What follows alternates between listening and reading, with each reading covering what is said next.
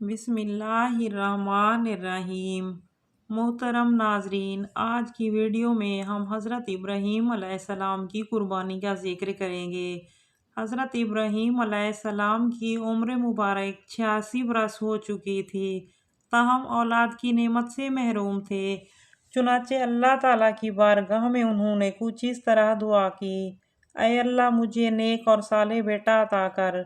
یہ دعا اللہ کی بارگاہ میں قبول ہوئی اور آپ کی دوسری بیوی حضرت ہاجرہ رضی اللہ تعالیٰ عنہ کے وطن سے آپ کو حضرت اسماعیل علیہ السلام کی پیدائش کی خوشخبری سنا دی گئی۔ عبرانی زبان میں اسماعیل کا مطلب شمائل ہے۔ شمع کے معنی ہے سن، اور اللہ کے مترادف ہے، کیونکہ اولاد کے لیے آپ علیہ السلام کی دعا سن لی گئی، اس لیے آپ کا نام اسماعیل علیہ السلام رکھا گیا۔ حضرت سارہ رضی اللہ تعالیٰ عنہ حضرت ابراہیم علیہ السلام کی پہلی بیوی تھیں، اس لیے حضرت ہاجرہ رضی اللہ تعالیٰ عنہ کے وطن سے حضرت اسماعیل کی پیدائش کی خبر ان پر شاق گزری۔ اس لیے انہوں نے حضرت ابراہیم علیہ السلام سے اصرار کیا کہ حضرت ہاجرہ رضی اللہ تعالیٰ عنہ اور ان کے بیٹے کو یہاں سے دور کر دو، یہ لوگ میری نگاہ کے سامنے نہ رہیں۔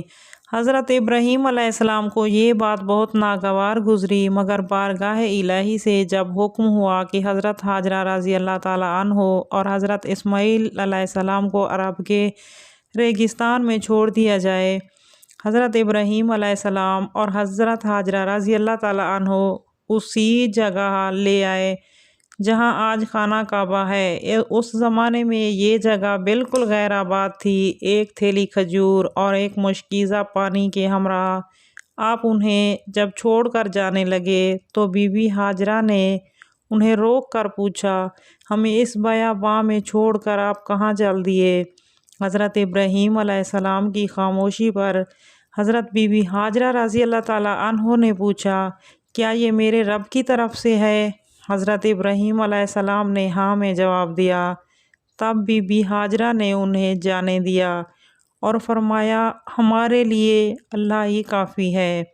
حضرت ابراہیم علیہ السلام جب چلتے چلتے ایسی جگہ پہنچے تو دونوں ماں بیٹا نگاہوں سے اوجھل ہو گئے، تو آپ نے اپنے دونوں ہاتھ بلند کیے اور اللہ کے حضور عرض کیا، اے میرے رب، میں نے بسائی ایک اولاد ایسے میدان میں جہاں کھیتی نہیں، تیرے ادب گھر والے کے پاس، اے رب ہمیں عطا قائم رکھ۔ رب اے رب، بعض لوگوں کے دل جھک دے ان کی طرف اور ان کو روزی عطا فرما اپنے فضل سے، تاکہ یہ شکر کریں۔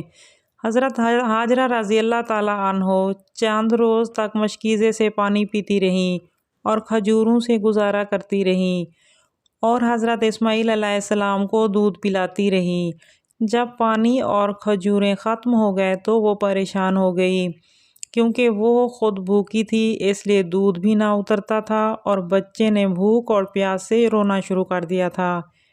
بچے کی بے چینی دیکھ کر حضرت ہاجرہ رضی اللہ تعالیٰ عنہ نے پانی کی تلاش کرنا شروع کر دی، اور وہ صفا پہاڑی پر چڑھی کہ شاید کوئی اللہ کا بندہ نظر آ جائے یا کہیں سے پانی مل جائے، مگر کچھ نظر نہ آیا۔ پھر وہ واپس وادی میں آ گئی اور پھر وہ دوسری پہاڑی مروہ پر چڑھی کہ کہیں پانی نظر آ جائے۔ اس طرح آپ نے 7 چکر لگائے۔ ممتا کی یہ جذبہ اللہ کی بارگاہ میں اس طرح مقبول ہوا کہ بیت اللہ کی زیارت کے لیے آنے والے ہر فرد پر اسے لازمی قرار دیا گیا۔ حضرت ہاجرہ رضی اللہ تعالیٰ عنہ کی سنت کی پیروی کرتے ہوئے صفا اور مروہ کے پہاڑوں کی سعی کرے۔ اس جستجو پر مشتمل عمل کی مقبولیت کا ایک اشارہ یہ بھی تھا کہ 7ویں چکر میں حضرت ہاجرہ رضی اللہ تعالیٰ عنہ جب بچے کے پاس واپس آئی تو دیکھا کہ جس جگہ حضرت اسماعیل علیہ السلام روتے ہوئے ایڑیاں رگڑ رہے تھے، وہاں سے پانی کا چشمہ جاری ہو گیا ہے۔ یہ چشمہ آج بھی موجود ہے اور ہم اسے آب زمزم کے نام سے جانتے ہیں۔ ہزاروں سال گزرنے کے باوجود چشمے کا پانی اسی طرح جاری ہے۔ اللہ تعالیٰ نے اس میں مخلوق کے لیے شفا رکھی ہے۔ حضرت ہاجرہ رضی اللہ تعالیٰ عنہ یہ معجزہ دیکھ کر بے حد خوش ہوئیں اور اللہ تعالیٰ کا شکر ادا کیا۔ اس کے بعد آپ نے بچے کو پانی پلایا اور خود بھی اس سے مستفید ہوئی۔ اسی وقت اللہ تعالیٰ کی طرف سے ایک فرشتہ نازل ہوا اور ان کی طرف وعید سنائی، اے ہاجرہ، آپ خوف زدہ نہ ہوں اور نہ ہی غمگین ہوں، کیونکہ اللہ تعالیٰ آپ کو اور آپ کے بچے کو ضائع نہیں ہونے دے گا، کیونکہ یہ اللہ کا گھر یعنی بیت اللہ ہے اور اسے اس بچے اور اس کے باپ نے تعمیر کرنا ہے۔ کچھ عرصے بعد بنی جراح ایک قبیلہ پانی کی فراوانی دیکھ کر حضرت ہاجرہ کی اجازت سے آ کر یہاں آباد ہو گیا۔ حضرت اسماعیل علیہ السلام کا بچپن افراد کے درمیان گزرا۔ ابھی حضرت اسماعیل علیہ السلام بچے ہی تھے کہ حضرت ابراہیم علیہ السلام نے خواب میں دیکھا کہ حضرت ابراہیم علیہ السلام اپنے لخت جگر کو اللہ کی راہ میں قربان کر رہے ہیں۔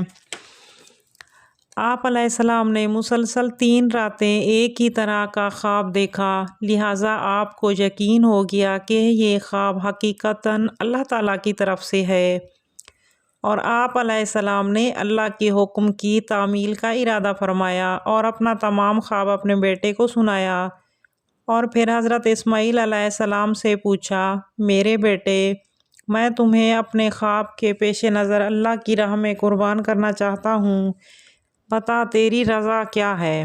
تو حضرت اسماعیل علیہ السلام نے تحمل سے فرمایا، بابا، آپ اللہ کے نبی اور ان کے برگزیدہ بندوں میں سے ہیں، آپ بے فکر ہو کر اللہ کی حکم تعمیل کریں، انشاءاللہ آپ مجھے انتہائی صبر والا پائیں گے۔ چنانچہ یہ دونوں اللہ کے بندے اللہ کے حکم کی تعمیل کے لیے گھر سے نکل کھڑے ہوئے۔ روایت میں آتا ہے کہ ابلیس نے انہیں ناکام بنانے کے لیے کئی طریقے اپنائے۔ سب سے پہلے وہ حضرت ہاجرہ کے پاس آئے اور انہیں بتایا کہ حضرت ابراہیم علیہ السلام اپنے بیٹے کو اللہ کی راہ میں قربان کرنے چل پڑے ہیں۔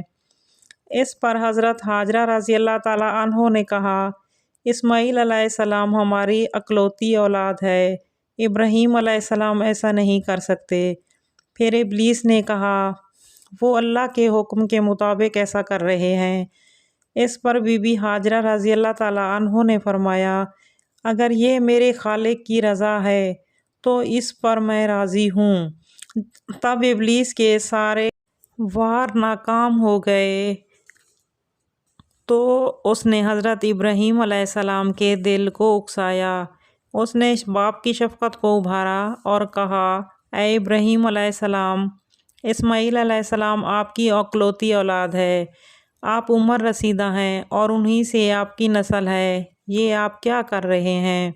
اس پر حضرت ابراہیم علیہ السلام نے جواب دیا، مجھے میرا بیٹا اللہ نے دیا ہے اور یہ میرے پاس اللہ کی امانت ہے، میں اللہ کے حکم پر راضی ہوں، وہ جیسے چاہے حکم دے، ہم اس کے تابع اور فرما بردار ہیں۔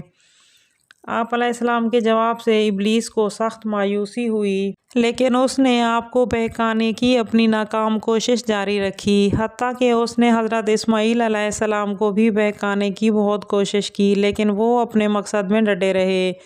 حضرت اسماعیل نے فرمایا، میں اپنے رب کی رضا میں راضی ہوں، میرے بابا کو میرے رب نے براہ راست میری قربانی کا حکم خواب میں دیا ہے، اور انبیاء کرام کے خواب سچے ہوتے ہیں۔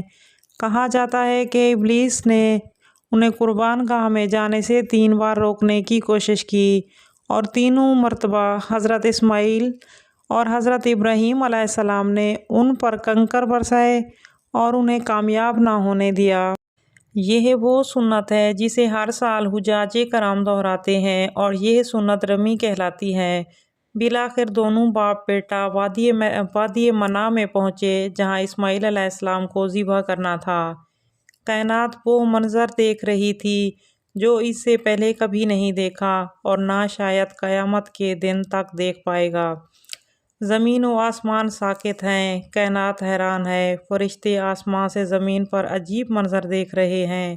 تبھی حضرت اسماعیل علیہ السلام کہتے ہیں، بابا جان آپ میرے دونوں ہاتھ اور پاؤں باندھ دیجئے تاکہ چھری چلاتے وقت آپ کو دقت نہ ہو، اور بابا جان مجھے زمین پر منہ کے بل لٹائیے گا تاکہ میرا چہرہ زمین کی طرف ہو۔ اگر میرا چہرہ آپ کی طرف ہوا تو کہیں آپ کو مجھ پر ترس نہ آ جائے اور آپ مجھے ذبح نہ کر پائیں۔ بابا جان اپنی آنکھوں پر پٹی باندھ لیجئے گا اور ذبح کرنے کے بعد میرا کرتا میری ماں کو دیجئے گا تاکہ انہیں صبر آ جائے۔ باپ نے سب باتوں پر عمل کیا، بیٹے کا ماتھا چوما، پاؤں باندھے اور بیٹے کو زمین پر منہ کے بل لٹا دیا، چھری چلا دی۔ لیکن چھری نے حضرت اسماعیل علیہ السلام کو نہ کاٹا کیونکہ اللہ کو کچھ اور ہی منظور تھا۔ حضرت ابراہیم علیہ السلام چھری چلاتے ہیں مگر چھری نہیں چلتی۔ آپ بہت زور لگاتے ہیں مگر چھری ہے کہ کاٹنے کا نام ہی نہیں لیتی۔ آپ علیہ السلام چھری سے فرماتے ہیں، اے چھری تو کیوں نہیں چلتی؟ میرے ننھے اسماعیل کا گلا تو بہت نازک ہے مگر تو کیوں نہیں چلتی؟ آسمان پر فرشتے خاموش، زمین پر ایک انسان کے اللہ محبت کا عجیب منظر دیکھ رہے ہیں۔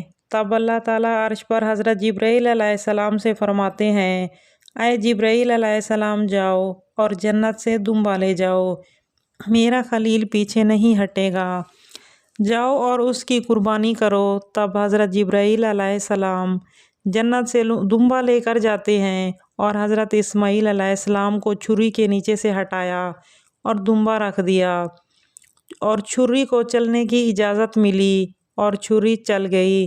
تب حضرت ابراہیم علیہ السلام کے ہاتھوں پر گرم خون لگا اور وہ بے ساختہ ان کی زبان سے نکلا، اللہ اکبر، یا اللہ تیرا شکر ہے۔ مگر جب آنکھوں سے پٹی اتاری تو حضرت اسماعیل علیہ السلام صحیح سلامت ایک طرف بیٹھے ہیں۔ حضرت ابراہیم علیہ السلام کی تابعداری اور حضرت اسماعیل علیہ السلام کی قربانی بارگاہ الہی میں قبول ہوئی اور اللہ نے حضرت اسماعیل علیہ السلام کو ذبح ہونے سے بچا لیا، اور ان کی جگہ جس جانور کی قربانی دی گئی اس سے متعلق روایت میں آتا ہے کہ وہ جنت سے لایا گیا ایک دمبا تھا۔ یہی وہ قربانی ہے جسے تا حیات امت مسلمہ کے لیے عملی نمونہ بنا دیا گیا ہے۔ اس واقعے کا ذکر اللہ تعالیٰ نے قرآن پاک میں کچھ یوں بیان فرمایا ہے، اور ہم نے اسے پکارا یوں، اے ابراہیم علیہ السلام تو نے سچ کر دکھایا خواب، ہم یوں دیتے بدلہ نیکی کرنے والوں کے۔ یہ تھا وہ عظیم قربانی کا واقعہ جسے مسلمان ہر سال مناتے ہیں۔